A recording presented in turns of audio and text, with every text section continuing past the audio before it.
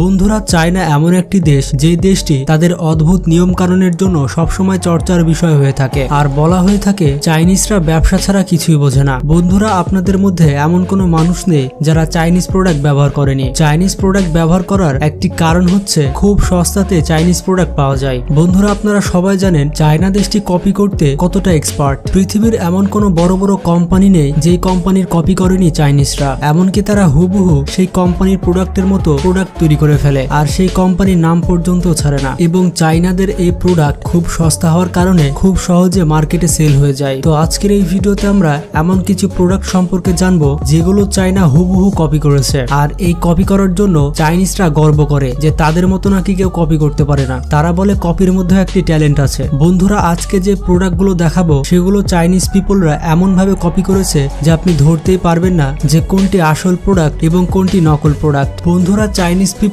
Copy করতে এতটা expert যে পৃথিবীর সব থেকে বড় স্পোর্টস কোম্পানি নাইকি কোম্পানির কপি তারা করেছে। তারা নাইকি কোম্পানির লোগো এবং ডিজাইন সব কপি করেছে। আর চাইনিজ এই কোম্পানির নাম হচ্ছে মাইকি, শুধু এন কে রিমুভ করে সেখানে এম লাগিয়ে দেওয়া হয়েছে। বন্ধুরা, এটা কেমন কপি? অন্তত কোম্পানির ডিজাইন তো চেঞ্জ করতে পারত। বন্ধুরা, আপনারা জানলে অবাক হবেন চাইনা সুপারম্যানেরও কপি করেছে, আর সুপারম্যানের জায়গায় তারা নাম দিয়েছে স্পেশাল ম্যান। এরপর রয়েছে কিটক্যাট চকলেট। বন্ধুরা, চাইনারা কিটক্যাট চকলেটের কপি করেছে কিকার চকলেট হিসেবে। আর যদি ভুলেও আপনি এই কিকার চকলেট খেয়ে ফেলেন তাহলে জীবনে আর কোনোদিন চকলেট খাবেন না। বন্ধুরা, ইন্টারন্যাশনাল রেস্টুরেন্ট কেএফসি কেও চাইনারা ছাড়েনি, তারা কেএফসি কোম্পানির কপি করেছে। বন্ধুরা, তারা কেএফসি কোম্পানির নাম পরিবর্তন করে ওএফসি রেখেছে, মানে ওবামা ফ্রাইড চিকেন। বন্ধুরা, এটা কোনো কথা?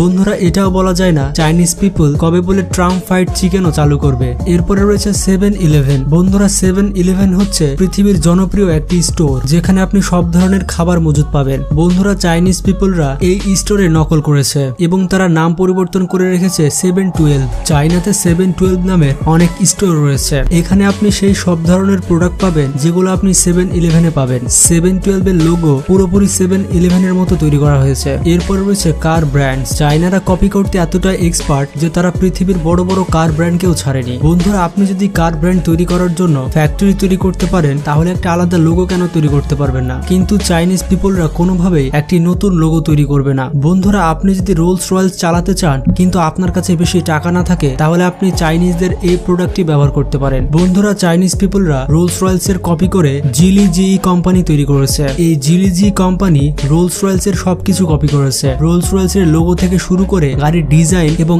ইন্টেরিয়ার সবকিছু কপি করেছে। এমনকি তারা রোলস রয়েলস এর সামনে যে একটা মূর্তি থাকে যাকে ফ্লাইং লেডি বলা হয় তাকেও হুবহু কপি করেছে। তাছাড়া রোলস রয়েলস গাড়ির ভেতরে ছাদের উপরে যে এলইডি লাইট গুলো রয়েছে সেগুলো পৃথিবীর আর কোনো গাড়িতে পাওয়া যায় না, কিন্তু এই কোম্পানি সেটাকেও কপি করেছে। যেখানে আসল রোলস রয়েলস এর দাম 5 থেকে 10 কোটি টাকা, সেখানে তারা এই নতুন কোম্পানির গাড়ির দাম দিয়েছে 30 লক্ষ টাকা। মানে বন্ধুরা, আপনারা 30 লক্ষ টাকাতেই রোলস রয়েলস এ চড়তে পারবেন। তো যাদের যাদের শখ রয়েছে তারা এখনই এই গাড়িটি কিনতে পারেন। তবে যারা কিনতে চাচ্ছেন তাদের উদ্দেশ্যে একটা কথাই বলবো, দুধের স্বাদ কখনো ঘোলে মেটানো যায় না। বন্ধুরা, আপনারা তো আইফোনের নাম শুনেছেন, কিন্তু আপনারা কি কখনো এমন জুতা দেখেছেন যে জুতার নাম হচ্ছে আইফোন? বন্ধুরা, চাইনিজ পিপলরা শুধু এতটুকুই ক্রিয়েটিভিটি দেখিয়েছে। তারা আইফোনের নাম নিয়ে মোবাইল না বানিয়ে জুতা বানিয়েছে। তবে এই আইফোনের জুতাগুলো আপনাকে কিডনি বেচে কিনতে হবে না, আপনি খুবই কম খরচে এই আইফোন জুতাগুলো কিনতে পারবেন। এরপরে রয়েছে টয়লেট পেপার। বন্ধুরা, চাইনারা টয়লেট পেপার তৈরি করে তার নাম দিয়েছে গুগল টয়লেট পেপার। বন্ধুরা, একবার চিন্তা করুন যখন গুগল এই টয়লেট পেপার দেখলো তখন তাদের কেমন অবস্থা হয়েছিল।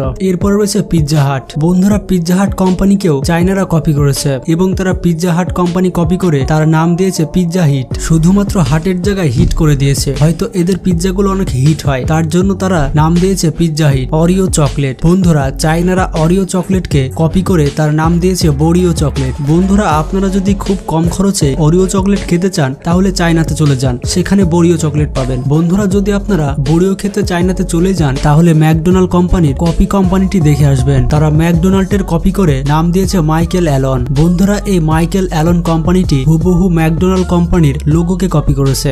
আমার মনে হয় মাইকেল অ্যালন নামটা দেওয়ার পেছনে কারণ রয়েছে, কারণ এদের কোয়ালিটি এতটাই খারাপ যে আপনি যদি কাউকে নিয়ে খেতে যান তারা সবাই একবার খাওয়ার পরে পালিয়ে যাবে আর আপনি একা থেকে যাবেন। এর জন্য এই রেস্টুরেন্টের নাম দেওয়া হয়েছে মাইকেল অ্যালন। এরপর রয়েছে পুমা কোম্পানি। বন্ধুরা, আপনারা তো সবাই পুমা কোম্পানির নাম শুনেছেন, হয়তো আপনাদের মধ্যে কেউ জীবনে একবার না একবার এই পুমার পোশাক পরেছে। চাইনারা পুমা কোম্পানি নকল করে তৈরি করেছে টুনা কোম্পানি। টুনা কোম্পানির অফিসিয়াল লোগো হচ্ছে একটি একটি টুনা মাছ, যে মাছ চায়নাতে অনেক জনপ্রিয়। চায়নারা যখন পুমা কোম্পানির কপি করলো তখন তারা একটি প্রাণীকে খুঁজছিল আর তাদের সামনে পড়ে যায় টুনা মাছ, যার কারণে তারা নাম দেয় পুমার জায়গায় টুনা। লেস চিপস, বন্ধুরা চায়নারা লেস চিপসও কপি করেছে। পৃথিবীর বড় চিপস কোম্পানির মধ্যে লেস কোম্পানি অন্যতম।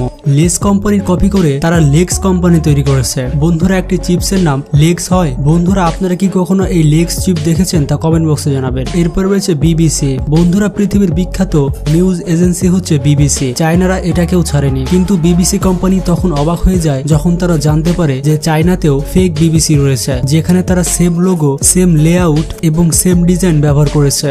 যখন বিবিসি কোম্পানি এর প্রতিবাদ জানালো তখন এই কোম্পানিটি তার লোগো এবং ডিজাইন পরিবর্তন করে ফেলেছিল। বন্ধুরা আপনারা জানলে অবাক হবেন, একবার আমেরিকা এবং চায়নার বিবাদ চলছিল আর তখন চায়নার পিপলরা সবাই আমেরিকান প্রোডাক্টকে বয়কট করেছিল আর তারা একটি অ্যাপেল স্টোরে গিয়ে সেখানে ভাঙচুর শুরু করেছিল। পরে চাইনিজ পিপলরা জানতে পারে তারা যে অ্যাপেল স্টোরে গিয়ে ভাঙচুর করেছিল সেটা চায়নারাই তৈরি করেছিল, মানে সেটা ফেক অ্যাপেল স্টোর ছিল। বন্ধুরা চায়নাদের এমন কর্মকাণ্ড বিষয়ে আপনার কি মতামত তা কমেন্ট বক্সে জানাবেন। আর চাইনিজ প্রোডাক্টের বিষয়ে একটি কথা কিন্তু প্রচলিত আছে যে চাইনিজ মাল যদি টিকে যায় তাহলে 1000 বছর টিকবে, আর যদি না টিকে তাহলে একদিনও টিকবে না। তো বন্ধুরা ভিডিওটি ভালো লাগলে বন্ধুদের সাথে শেয়ার করতে পারেন, আর যারা চ্যানেলে নতুন তারা স্কিপ করার আগে টুক করে সাবস্ক্রাইব করে দিন। ভালো থাকবেন, সুস্থ থাকবেন, আল্লাহ হাফেজ।